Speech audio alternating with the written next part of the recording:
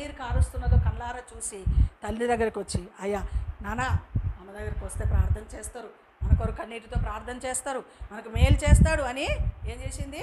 సాక్ష్యము.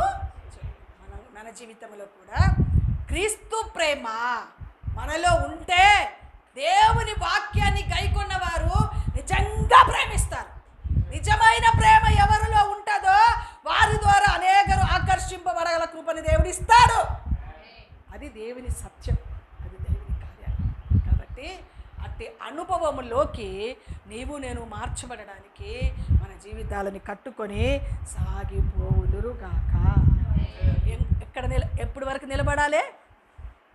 ఏమిస్తాడు జీతం? ఎప్పటి వరకు నిలబడాలి? అందం వరకు నిలిచి ఉన్నప్పుడు. ఎందులో నిలబడాలి? నంబర్ 1 ఆయనలో నిలబడాలి. నంబర్ 2